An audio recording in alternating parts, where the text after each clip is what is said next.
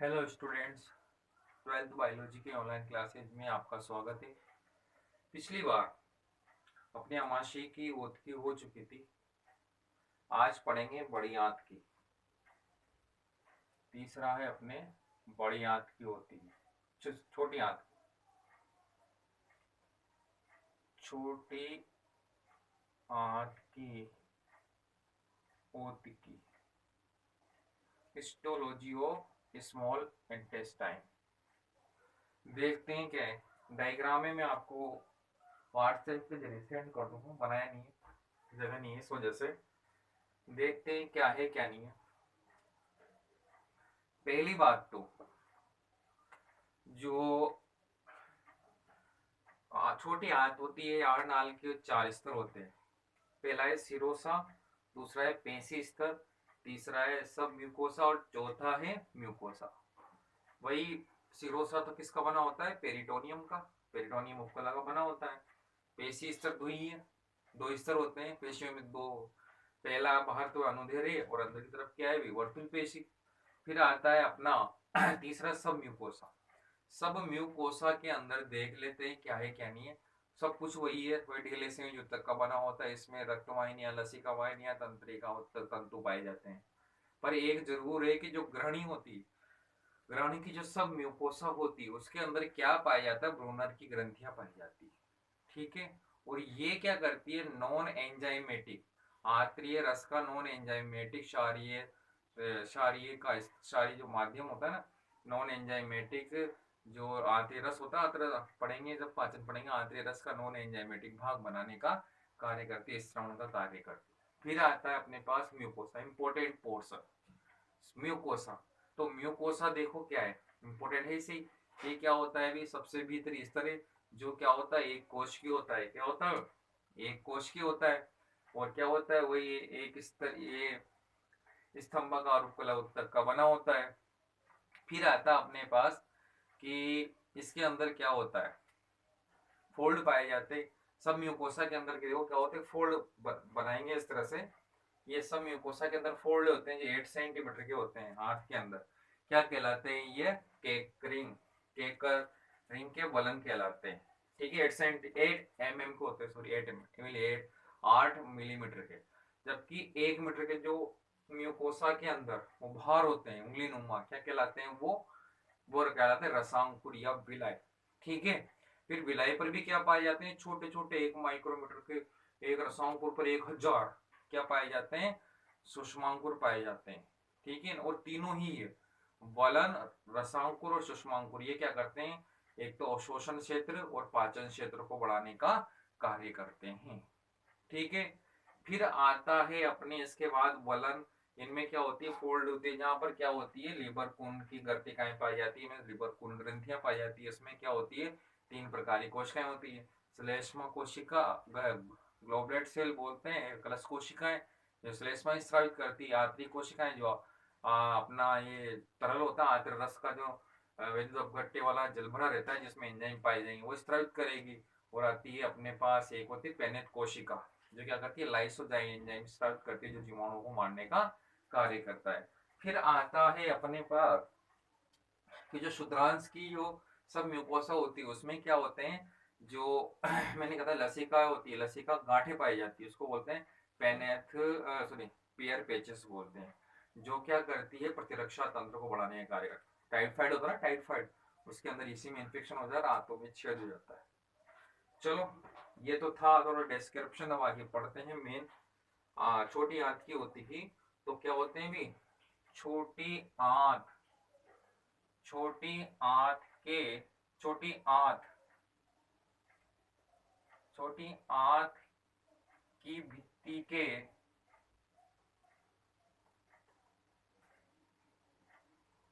चार इस उत्तकीय, चार उत्तकीय स्तर होते हैं। कितने उत्तकीय स्तर होते हैं भी? 4 उत्तकीय स्तर होते हैं। पहला है, पहला कौन सा है? Serosa, serosa. यह पेरिटोनियम, पेरिटोनियम उपकला की बनी होती है। किसकी बनी होती है भी? पेरिटोनियम उपकला की बनी होती है। कोई इतना वो नहीं है। दूसरा है अपने पास पेशी स्तर। आप नोट्स बनाते चले, फिर ही बनाना नोट्स, तो पहले के मैं भेज दूंगा, इतना टाइम नहीं मेरे पास। पेशी स्तर, तो पेशी स्तर में क्या होता है? दो स्तर होते हैं। बाहर वाला क्या कहलाता है? बाह्य स्तर क्या होता है? अनुदैर्ध्य पेशी स्तर कहलाता है। जबकि भीतर, आप इसे लिखते चलेंगे, जबकि भीतर वाला क्या कहलाता है? वर्तुल पेशी स्तर कहलाता है। क्या कहलाता है? वर्तुल पेशी स्तर कहलाता है। ठीक है, ये होगा अपने सिरोसा और पेशी स्तर। अब आएगा तीसरा सब म्यूकोसा याद है, अधिश्लेष्मिका।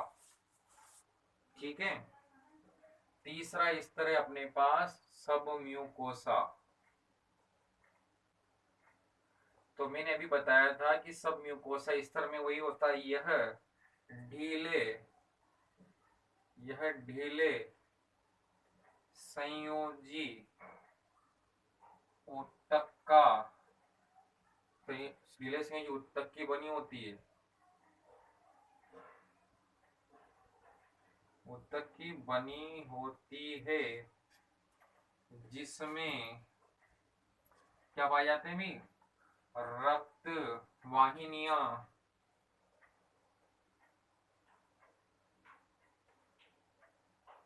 लसिका वाहिनियां,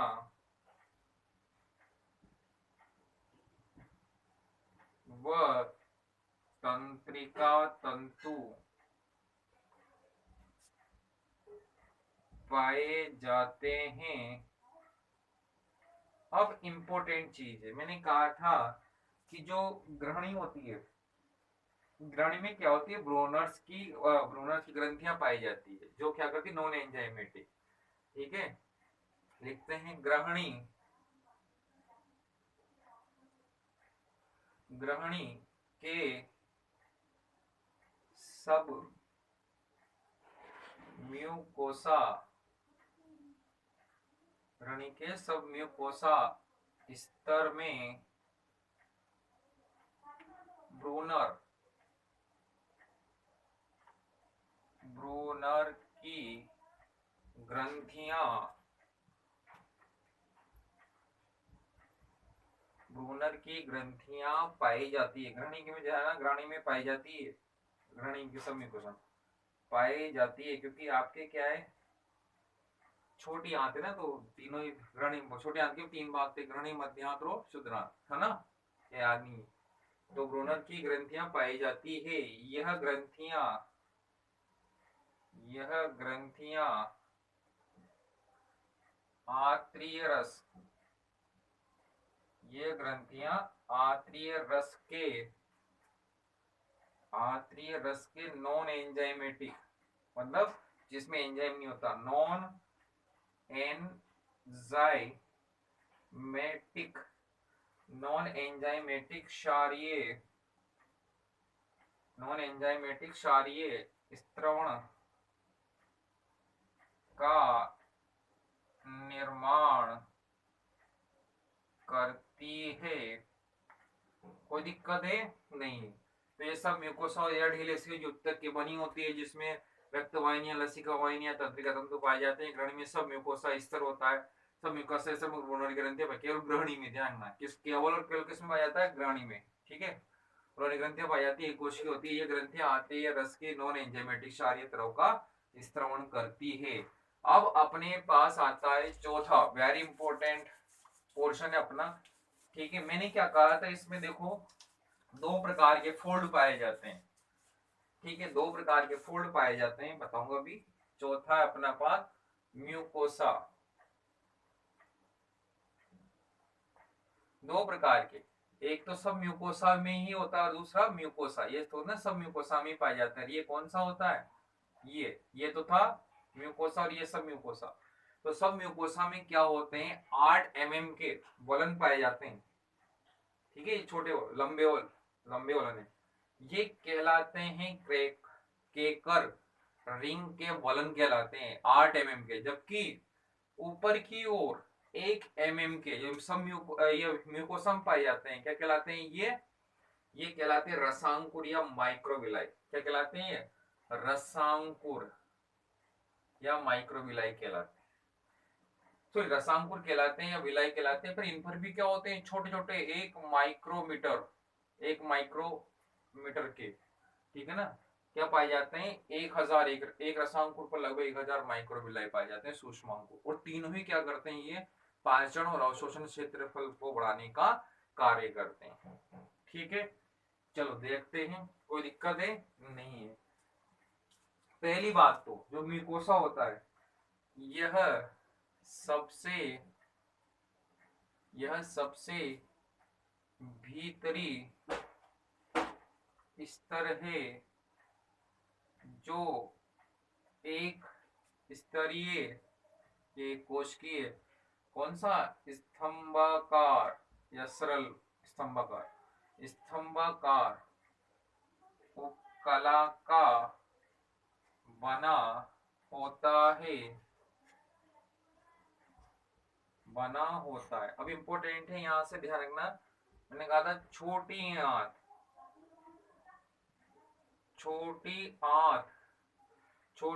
आंत के सब म्यूकोसा, ध्यान रखना सब म्यूकोसा, ये तो वहां सब म्यूकोसा कोई सब म्यूकोसा के वलन कितने होते हैं, ये 8 मिलीमीटर, जो क्या कहलाते हैं भी, केरकरिंग के वलन, या जिनको बोलते हैं फोल्ड्स ऑफ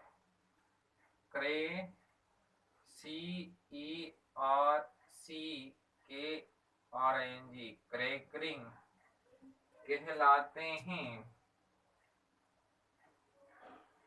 ये सब।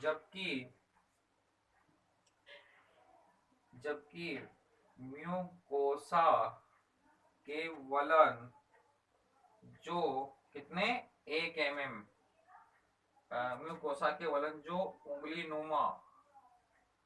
नुमा लिख लेते हैं, जो अंगुली नुमा और कितने होते हैं, ये 1 mm होते हैं,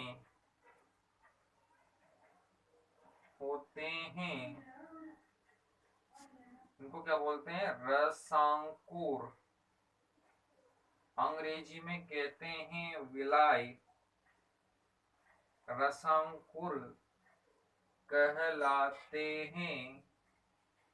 क्या कहलाते हैं, ये रसांकुर कहलाते हैं। और प्रत्येक रसांकुर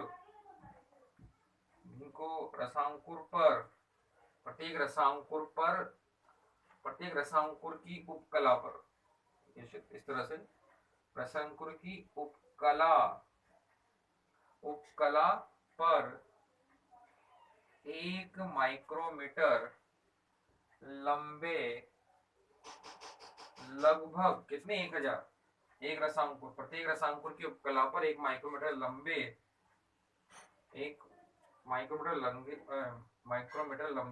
1000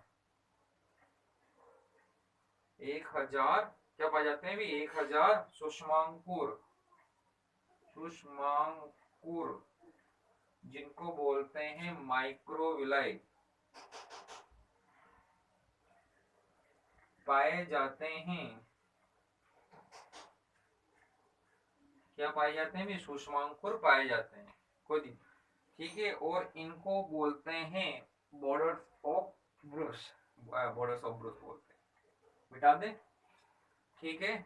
ये सूक्ष्मांकुर क्या कहलाते हैं भी, बॉर्डर्स ऑफ ब्रुश कहलाते हैं, यहां तक कर लिखें। ये सूक्ष्मांकुर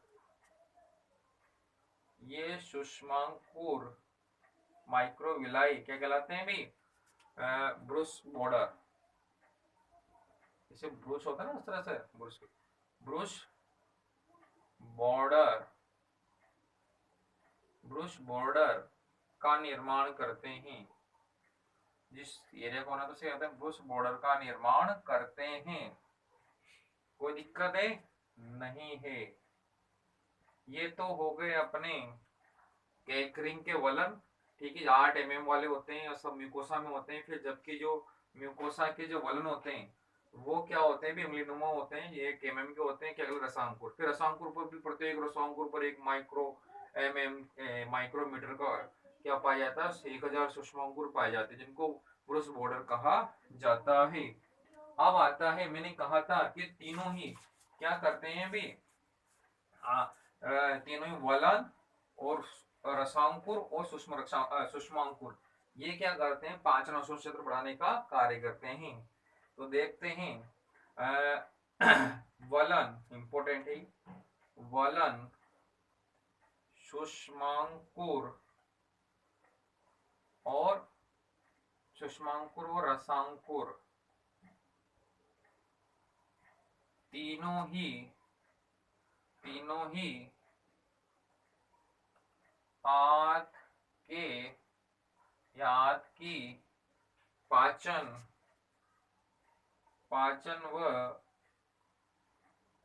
अवशोषण क्षेत्रफल बढ़ाने का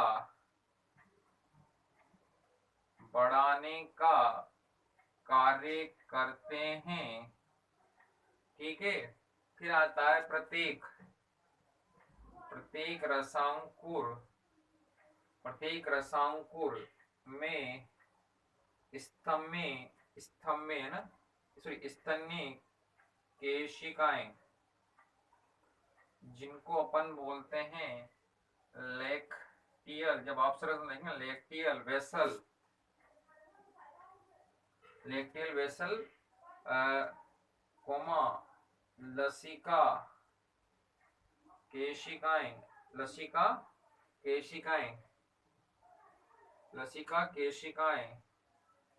फिर आता है रक्त केशिकाएं व चिकनी पेशियां पाई जाती है। ये आपका इतना इंपोर्टेंट नहीं है, जब आप इसकी संरचना को देखेंगे ना ऐसे, तो इसके अंदर क्या है, स्तन्य केशिकाएं, इसके अलावा लसिका केशिकाएं, रक्त केशिकाएं और चिकनी पेशियां पाई जाएगी प्रत्येक रसांकुर की। कोई दिक्कत है? नहीं है। तो आगे बढ़ते हैं। तो मैंने कहा था कि जो ग्रहणी के जो रसांकुर होते हैं ना, वो क्या होते हैं, छोटे और मोटे होते संख्या में कम होते हैं। जबकि शोधरांत में जो रसांकुर होते हैं वो कैसे होते हैं, पतले और नुकीले होते हैं, और क्या होते हैं, संख्या में अधिक, क्योंकि शुद्रांश क्या करती है कि अवशोषण का कार्य करती है। बताया भी था ना, शुद्रांत में ज्यादा अवशोषण होता है, अवशोषण कार्य करते हैं ना, मध्य आती है सॉरी शुद्रांत। तो देख लेते हैं इस चीज को। ग्रहणी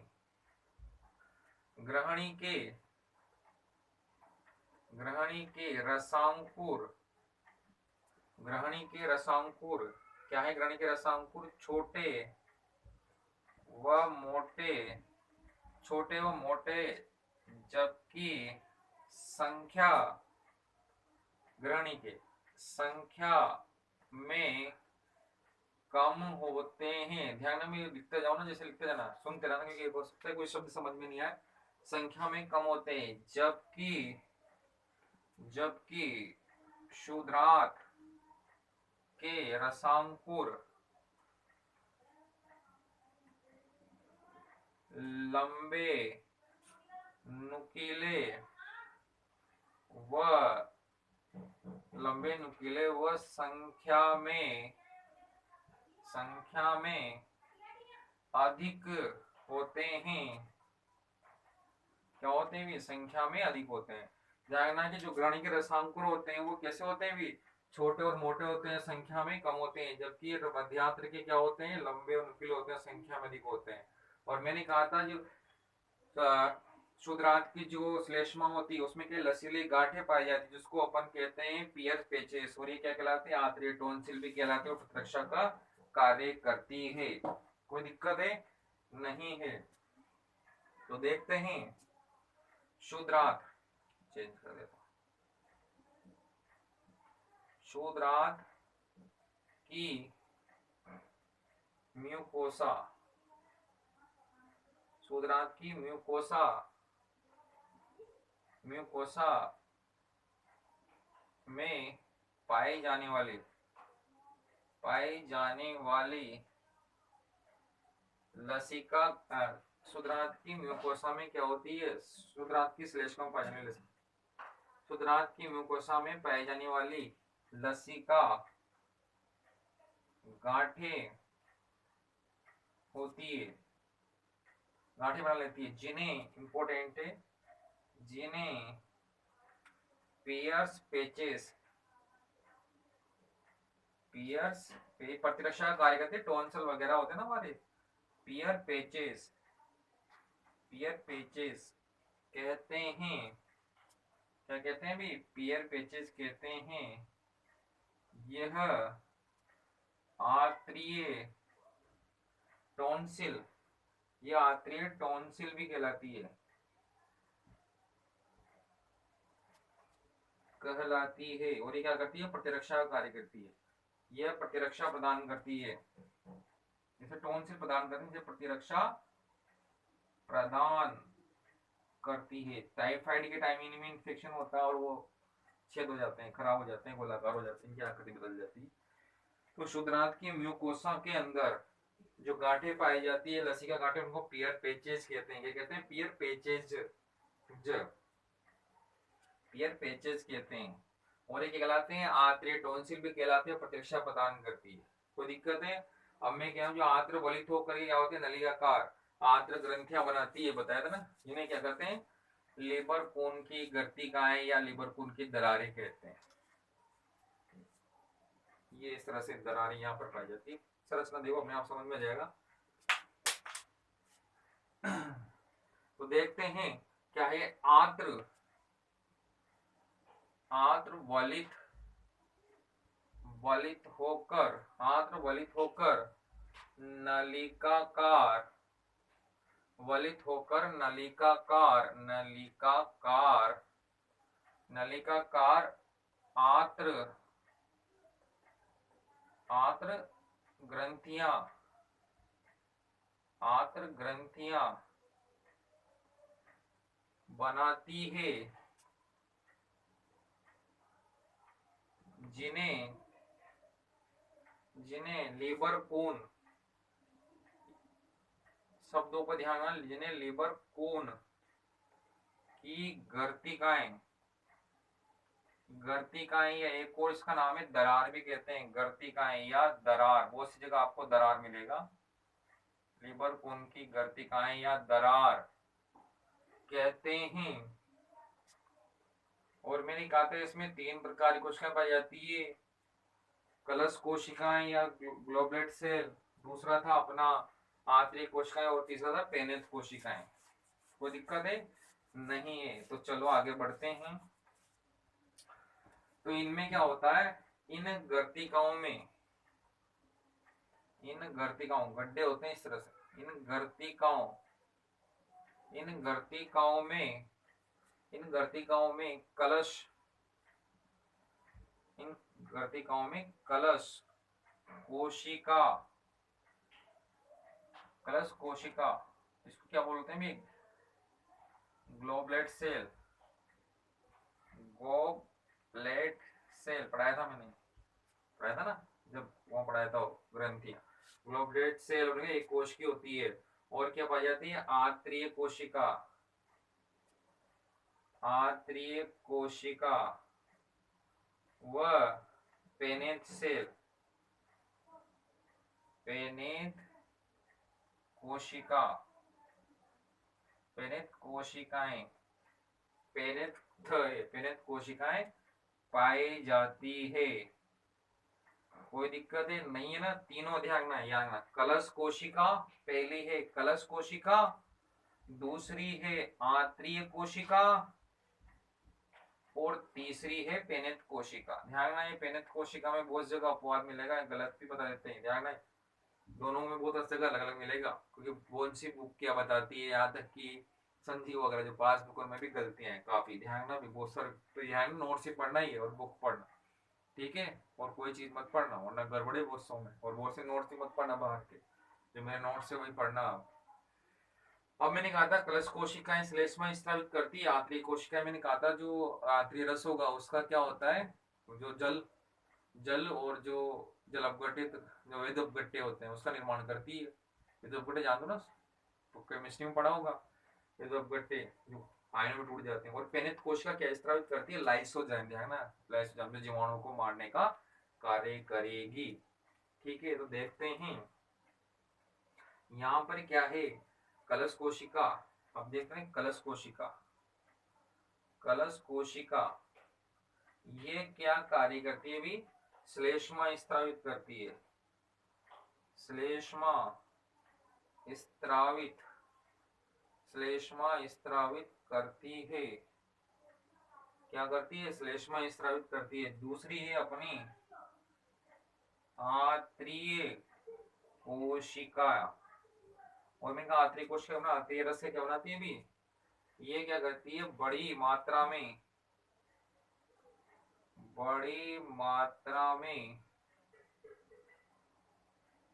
भोजन, सॉरी, बड़ी मात्रा में जल व विद्युत अपघट्य